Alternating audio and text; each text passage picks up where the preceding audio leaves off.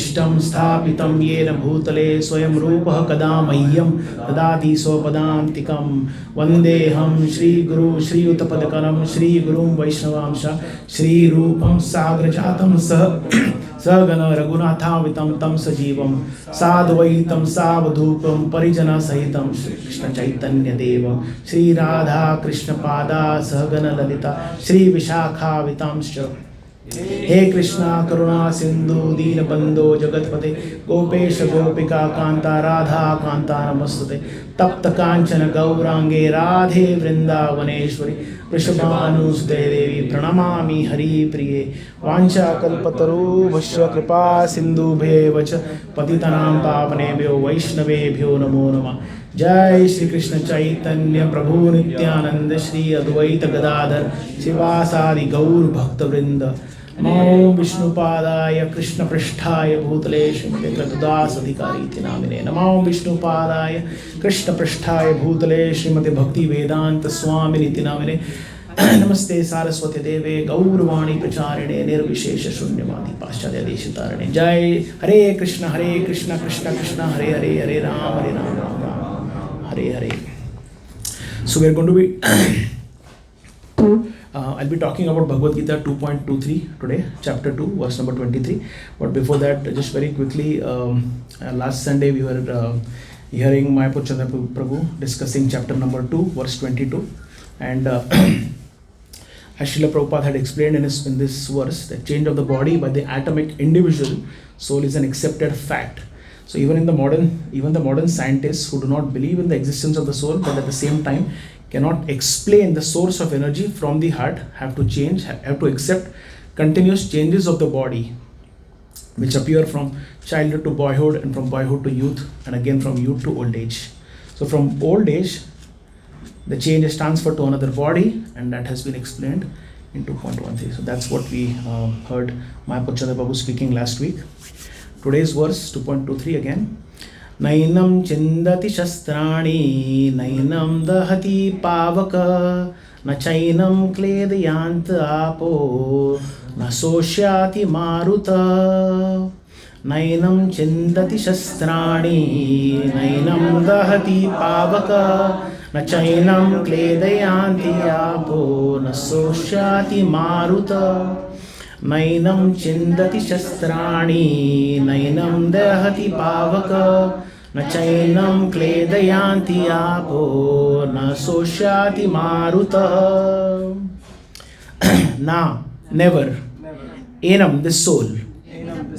Chindati, can cut to pieces. Shastrani, weapons. Na, never. Enam, the soul. Dahati, burns. Pavaka, fire. Na, never. Cha, also. Enam, this soul. Kledayanti, moistens. Apaha, water. Apaha, water. Na, never. Soshyanti, dries. Maruta, wind. Translation by His Divine Grace, A.C. Bhaktivedanta Srila Prabhupada. Srila Prabhupada ki. The soul can never be cut to pieces by any weapon, nor burned by fire, nor moistened by water, nor withered by the wind. So Srila Prabhupada has given a short purport, which I like to quickly read. I shouldn't take too long. All kinds of weapons, swords, flame weapons, rain weapons, tornado weapons, etc. are unable to kill the spirit soul. It appears that there were many kinds of weapons made of earth, water, air, ether, etc. in the modern age are classified as fire weapons. In addition to the modern weapons of fire, even the nuclear weapons of the modern age are classified as fire weapons. But formerly, these were other weapons made of all different types of material elements. Fire weapons were counteracted by water weapons, which are now unknown to modern science. Nor do modern scientists have knowledge of tornado weapons. Nonetheless, the soul can never be cut into pieces, nor annihilated by any number of weapons, regardless of scientific devices. The Mayavadi cannot explain how the individual soul came into existence simply by ignorance and consequently became covered by the illusory energy. Nor was it ever possible to cut the individual souls from the original Supreme Soul. Rather, the individual souls are eternally separated parts of the Supreme Soul. Because they are atomic individual souls eternally, Sanatana, they are prone to be covered by the illusory energy, and thus they became separated from the association of the Supreme Lord, just as the sparks of a fire, although one in quality with the fire, are prone to be extinguished when out of the fire. In the Varaha Purana, the living entities are described as separated parts and parcels of the Supreme. They are eternally so according to the Bhagavad Gita also.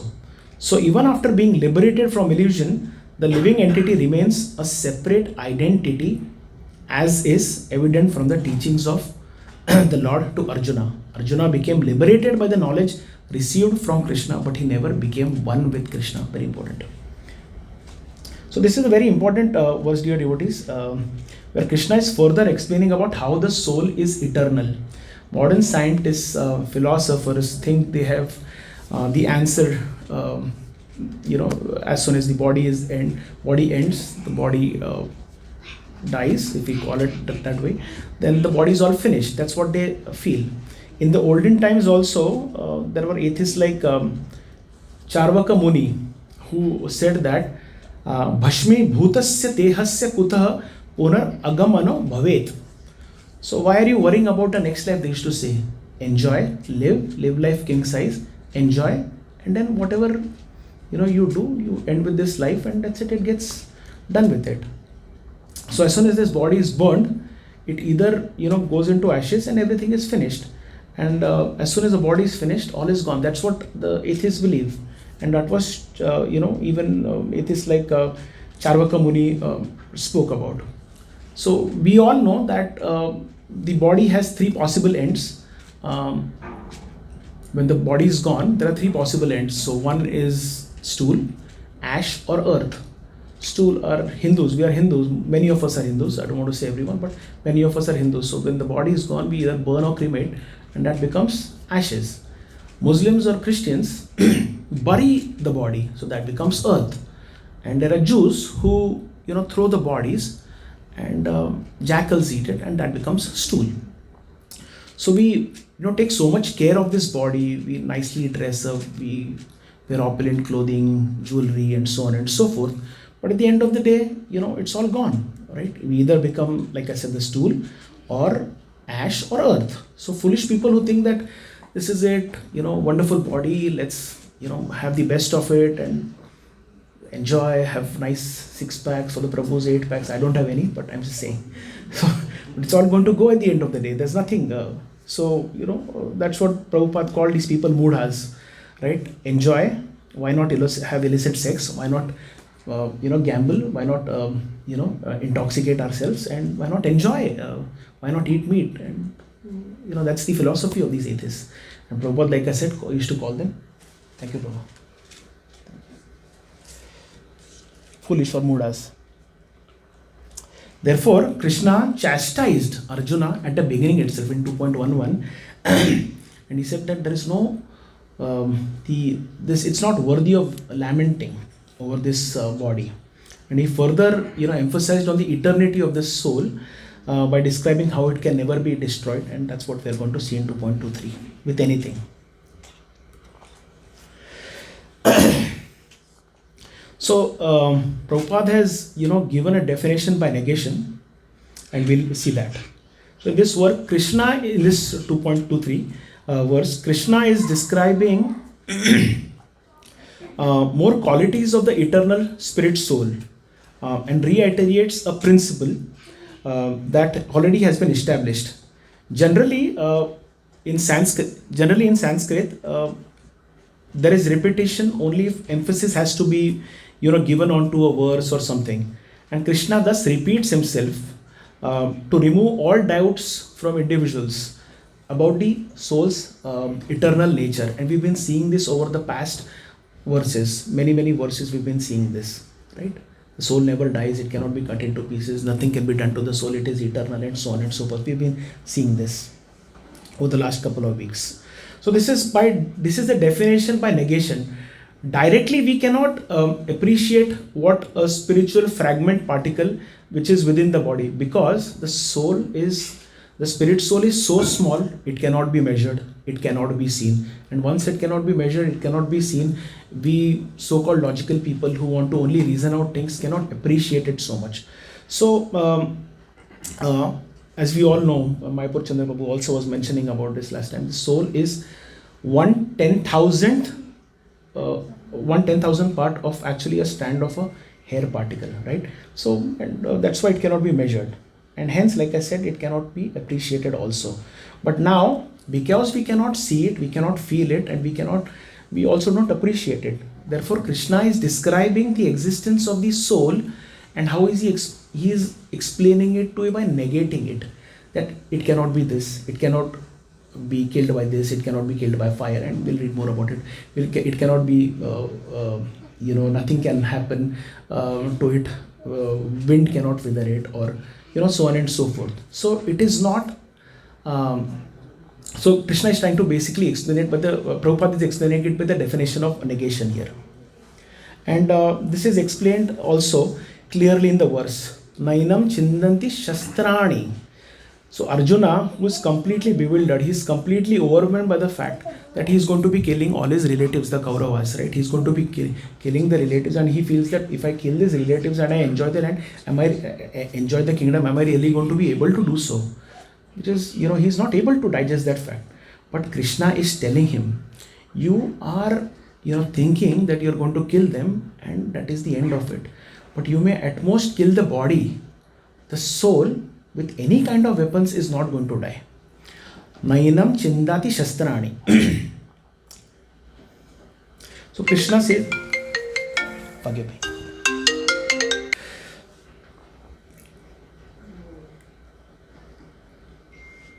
Nainam Dahati Pavaka. Arjun may have a fire weapon, but can the fire also burn the soul? Soul is eternal. Nainam Dahati Pavaka. The fire cannot do anything to the soul. Fire can at most burn the body. Na Chainam Kledayanti Apo. A water weapon Arjun may have, but can the water weapon do anything to it? Nothing. The water weapon cannot do anything to the soul. And finally, Na Soshayanti Marutha. Can wind wither the soul? No.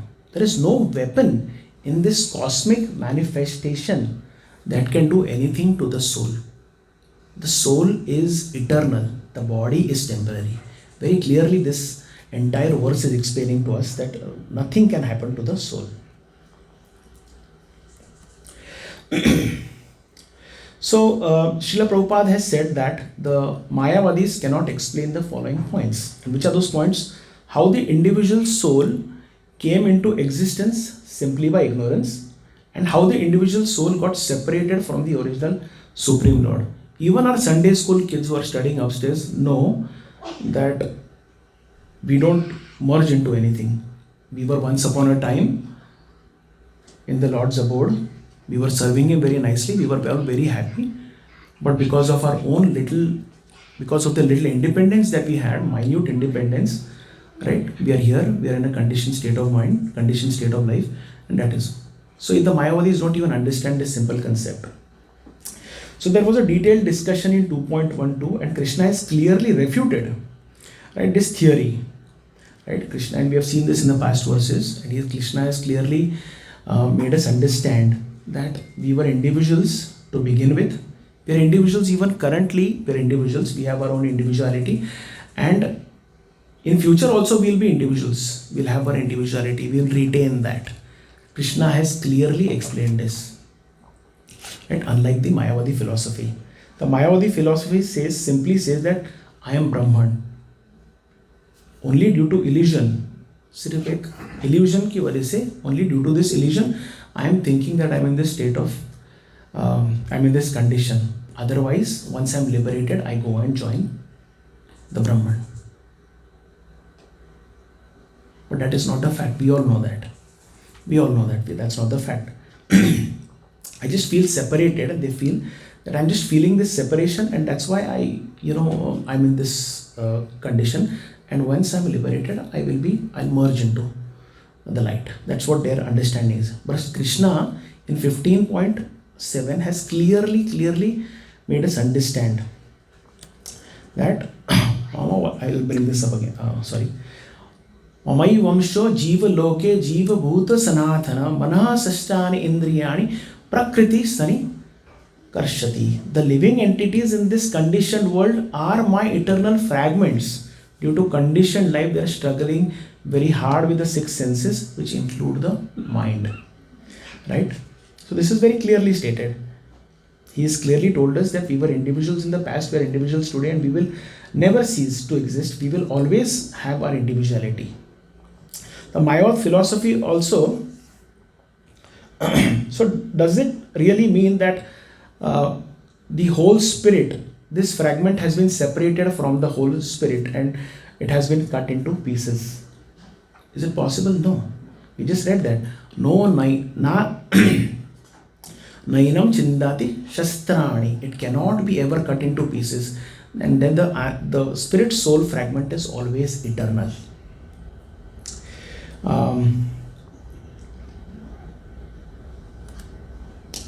So like I said in this 15.7, the identity of the living being is clearly given.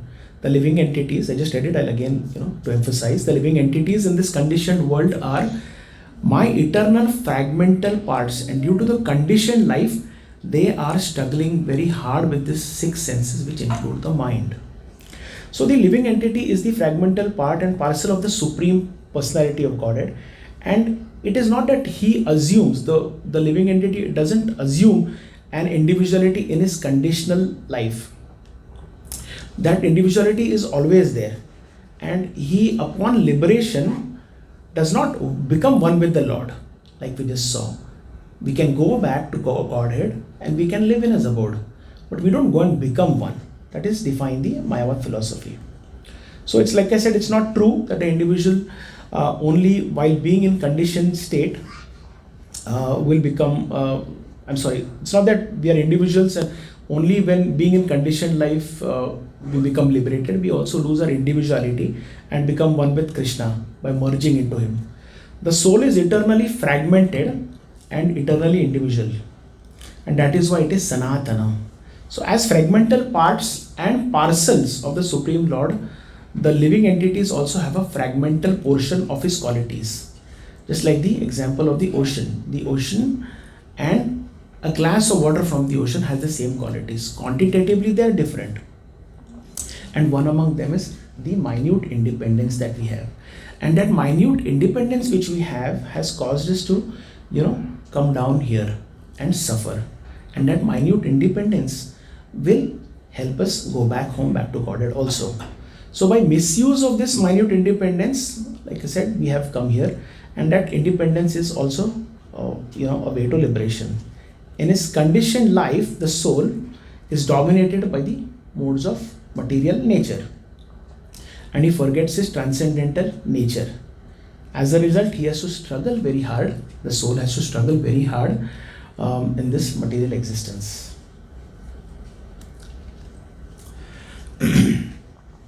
Now, 2.23 also very nicely explains the position of the soul.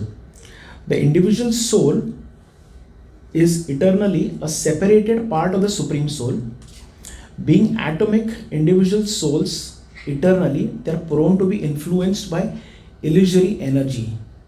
Thus, they become separated from the Supreme Lord. So, that is the position of the soul. And Srila Prabhupada gives a very nice analogy here of the fire, of burning fire. So, there are sparks that come out of the fire, and once it comes out of the fire, they really, they go off. They are basically, they're extinguished. This is, an analogy that he was explaining. Just like the sparks of a fire, I'll read it quote unquote, just like the sparks of a fire, although one in quality of the fire are prone to be extinguished when out of the fire. So even after being liberated from illusion, the living entity remains a part a living entity remains a separate identity. Just like a green bird, when he goes onto a green tree, one may think that it's law. I mean, it has merged into something. It may appear that it has merged into the green tree, but that is not a fact. It is just the green tree that is making it invisible, or making us feel that it has become a part of that. But it has its own identity. The bird has retained its own identity, and so has the tree. So that is basically the conclusion. Now the soul keeps his separate existence, and explained in the purport also by Srila Prabhupada. Arjuna became liberated by the knowledge received from Krishna, but did he merge into Krishna? No. Arjuna was Arjuna, right? He got liberated, but he didn't become one into Krishna. And therefore, dear devotees, we cannot understand God by just our mental speculation.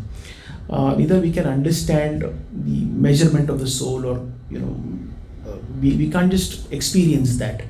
That is not possible. Therefore, we have to take information from Krishna, from the acharyas, from the scriptures, and we have to hear from pure devotees about the Lord.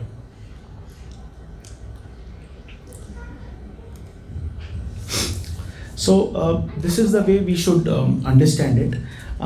That as stated also in 10.10 and 10.11, Krishna has explained that once, because in 10.10 and 10.11, Krishna has clearly explained about his priya devotees, that because you are non-envious of me, because you are not jealous of me, because you're getting this knowledge. So 10.10 is Tesham Satata Yuktanam Bhajatam Priti Purvakam Dadami Buddhi Yogam Tam Yena Mam Upayanti Te. To those who are constantly devoted to serving me with love, I give the understanding by which they can come to me.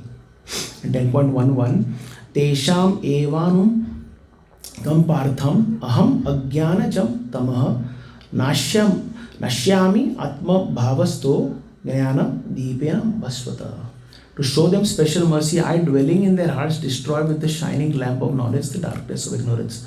So dear devotees, we are very fortunate that we're part of this ISKCON family, and we're getting to know all of this. We're fundamentally getting to know who we are. Are we the spirit soul, or are we the body? We're getting to know that. We're getting to know who God is. And finally, we are getting to know what is the purpose of this human life. Going back to Godhead is the purpose of this life, right? Krishna Prema is the ultimate goal of this life, the purpose of this life.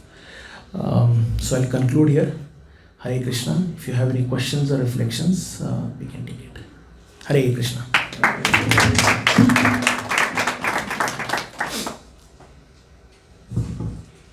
Anyone has any question? Difficult question पूछते हो.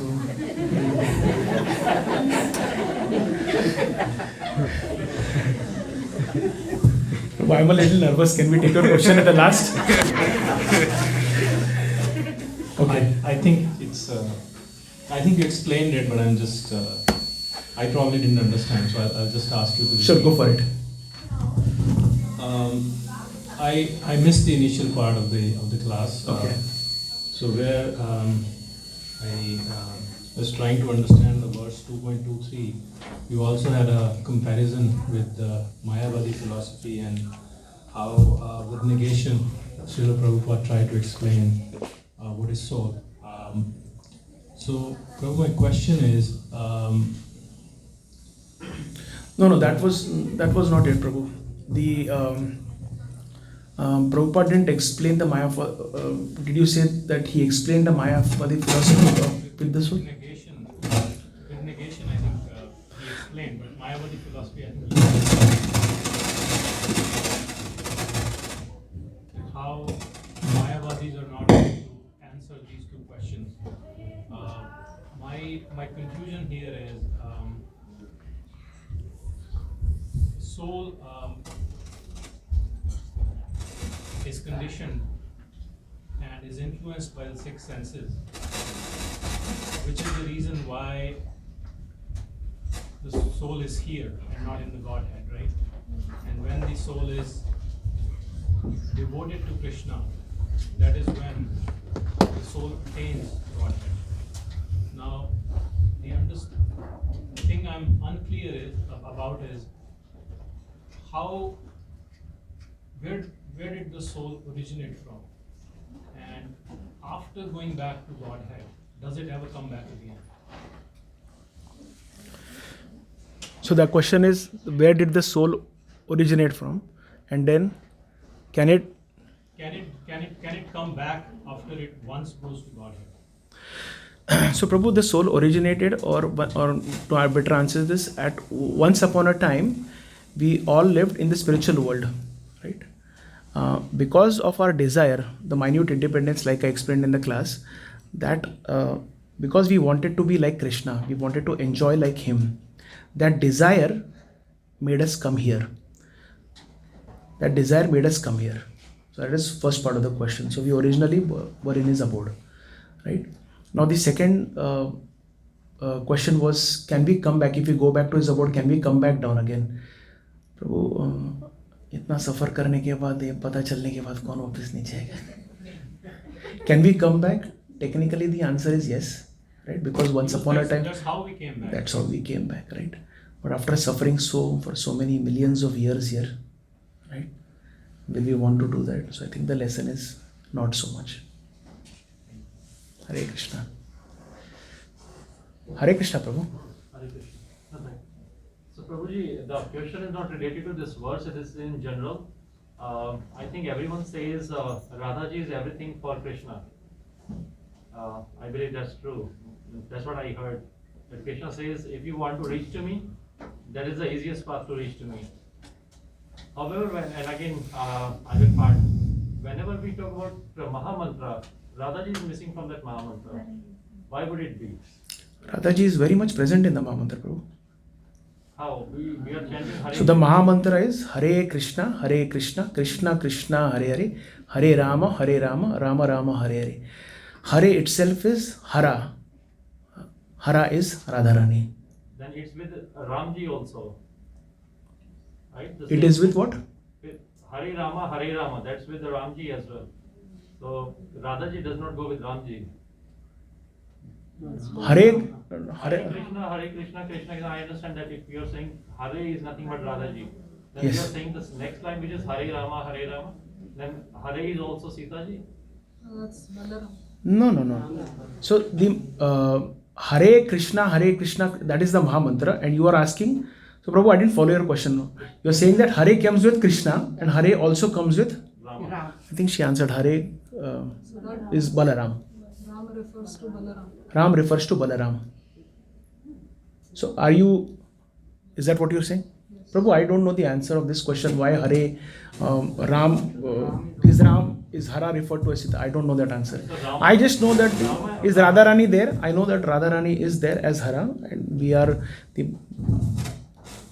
Hara is Radharani, and that's why Radharani is there in the Mahamantra. Ram, you are saying it is Balaram, not the Treta Yuga Rama. Prabhu, I said I don't know the answer. I was just.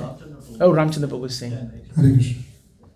So it is very clearly mentioned in our scriptures and the explanation of the Acharyas say, there is no relation. It's not Radha Krishna, Krishna Krishna, and then Radha Ram, Ram Ram, Radha. It's not like that.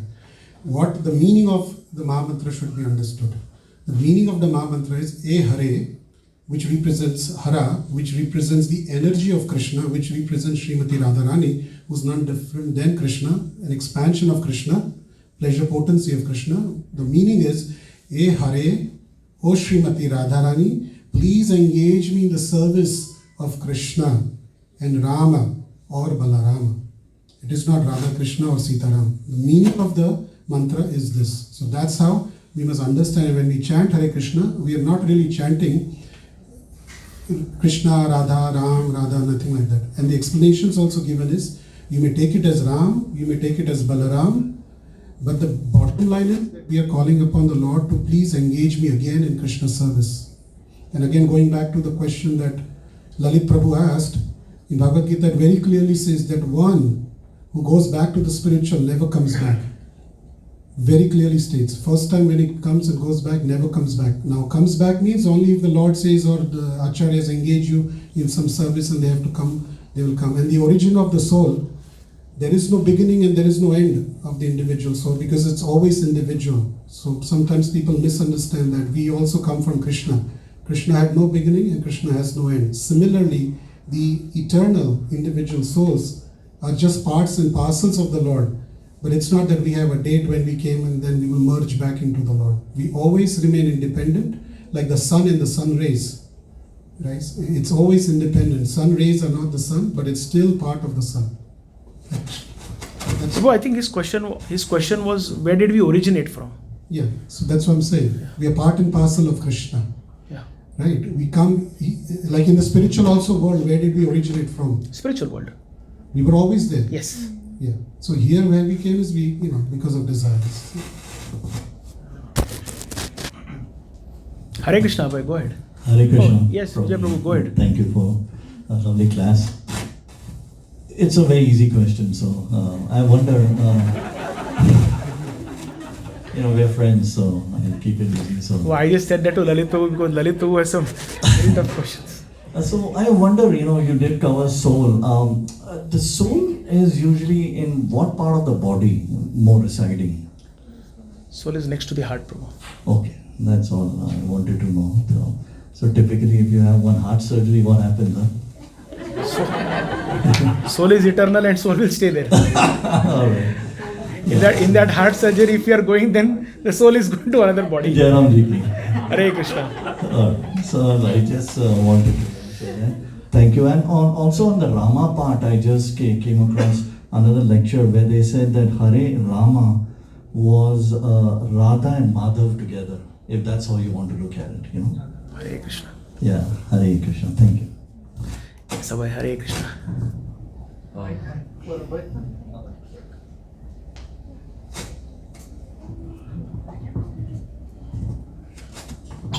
Hari Bol. Thank you for this wonderful class. It was truly a delight to hear from you.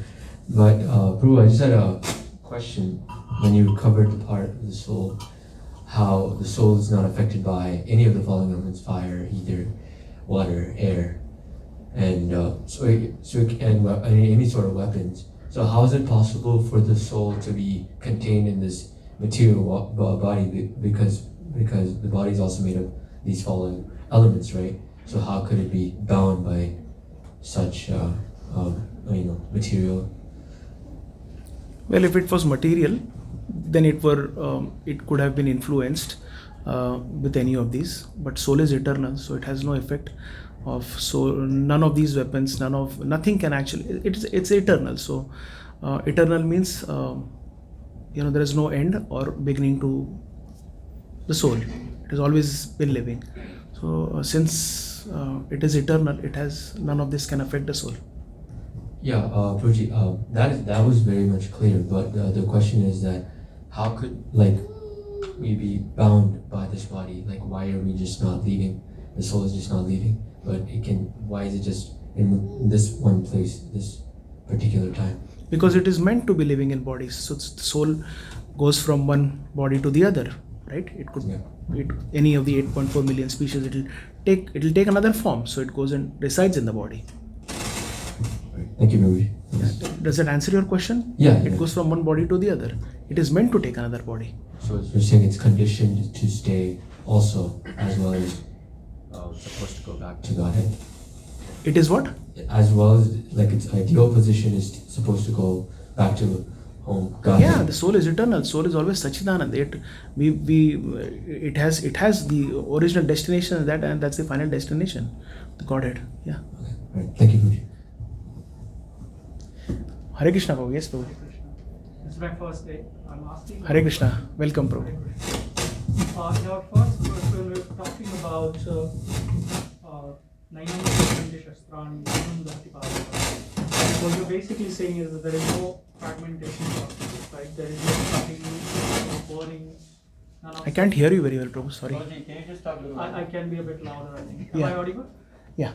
So when we are talking about, it is not, you cannot cut it, you cannot burn it, you cannot suck it by the air or blow it. In the next verse, when we've been reading about, we've been talking about, Lord Krishna says, they are my fragmented parts. Right? They are my part and parcel. Part and parcel. Yes. They are fragments. Yes, Okay. yes. So I have confusion. So when we say that it cannot be cut, then how can they become fragments or part and parcel or a separated part from the original or master soul?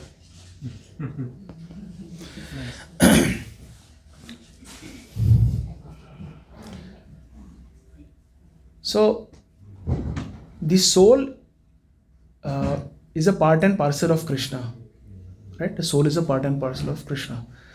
Now, you are saying that if it was not cut, right? If it was not cut, then how come is it a fragmental part of Krishna? How is it Fragment means portions. Prabhu, this is not it's not on the material platform.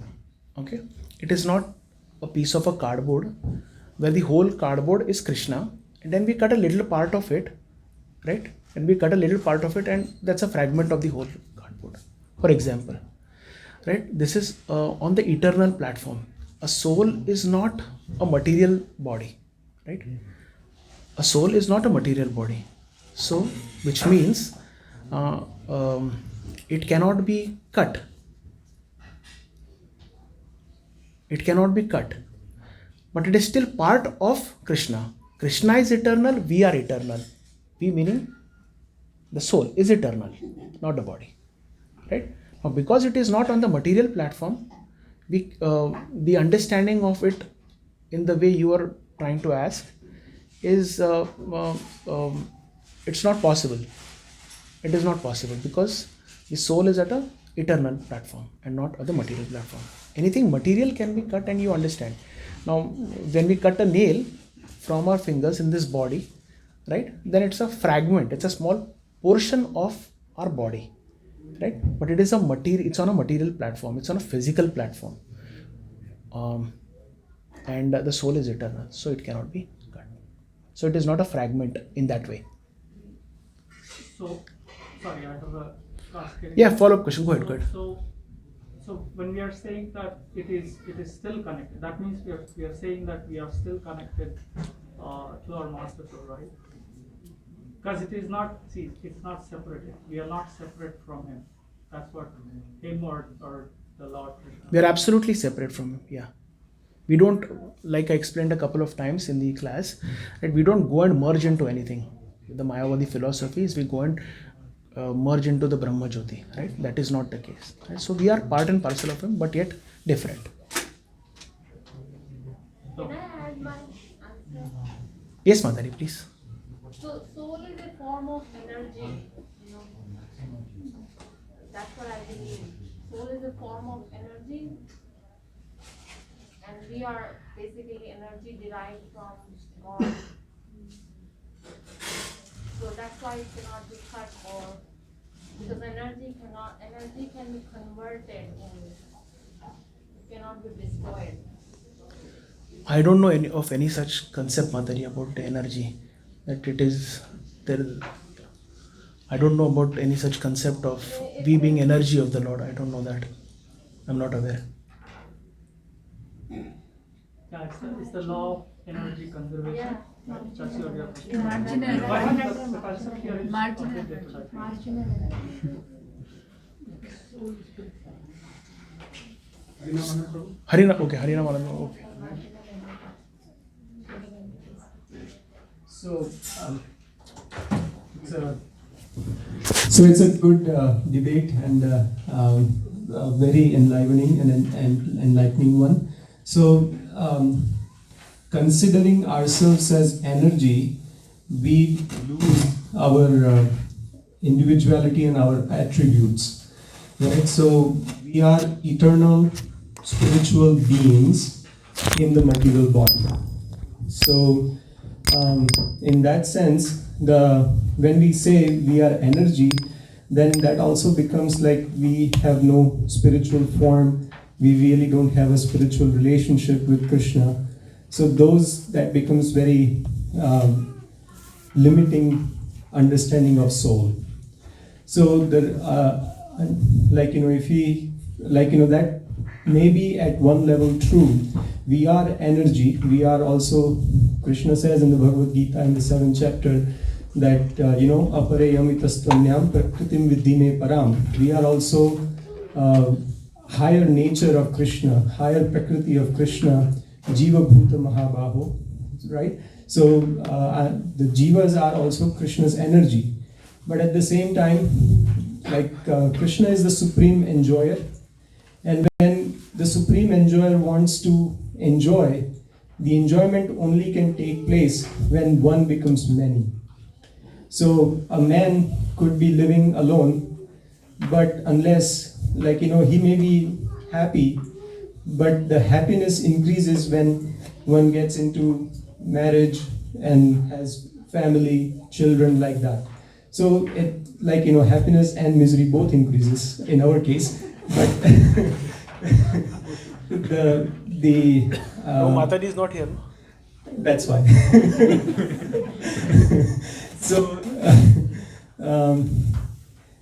But in Krishna's case, Krishna wants to enjoy, and his capacity to enjoy is unlimited because he is unlimited. And so that's why Eko Bahushyama, this is a Vedic aphorism where Krishna says that one becomes many, right? And when one becomes many, we hear this, these are very high, philosophical understandings where we hear about Balramji at his first expansion, Radharani being non-different from Krishna. So these are the things that we really have to understand, that as jivas, we are also simultaneously one and different. So this is the the whole hierarchy and spiritual understanding can be brought to a culmination where before 2000 years ago, when Buddhism was prevailing in India, there was Vedas were kicked out, and then Shankaracharya came, but he could not just bring individual soul and a relationship with the Supreme Lord directly. He has to establish Vedas first. So Shankaracharya kept the goal of Buddhism to be void or nirvisheshvad as is, but at the same time brought the faith back in the Vedas. Then Madhvacharya and Ramanujacharya subsequently defeated Shankaracharya's philosophy and established the individuality of the soul. But then Chaitanya Mahaprabhu came and combined both of them and gave us understanding of Achintya Bheda Bhed Tattva, means that we are simultaneously one and different with the Lord. So simultaneously one in quality, but different in quantity. So the quantitatively we are minute, and qualitatively we are one, right?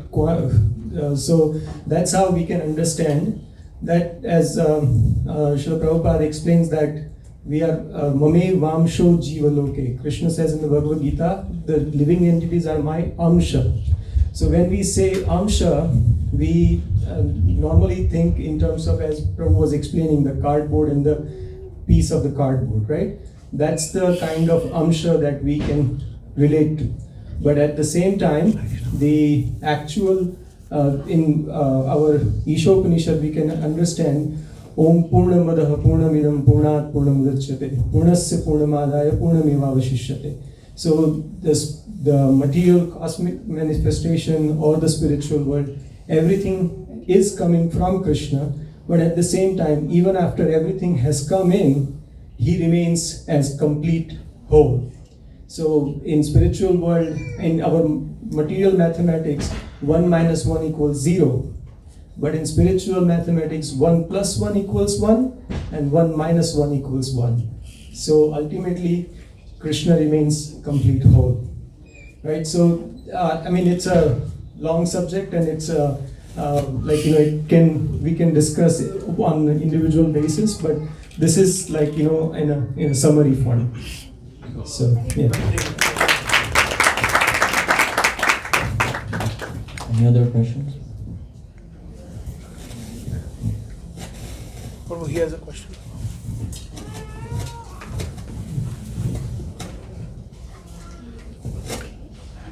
Anand Prabhu, I don't really have a question.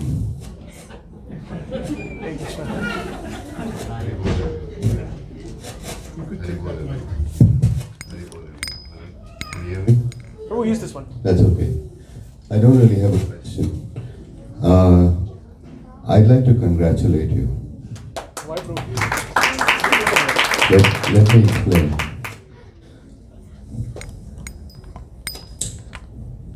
I think a couple of months, right, Mama? So, about little more than 2 months ago, my wife encouraged me, Arundhati Mataji, everybody knows, she encouraged me to begin reading the Bhagavad Gita. Haribol. And so what has happened today is, number one, I'm impressed with your lecture.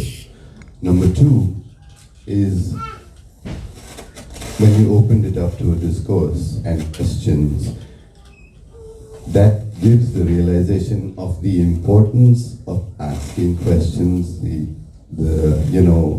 You might read the Bhagavad Gita and you can just go like a parrot throughout, right?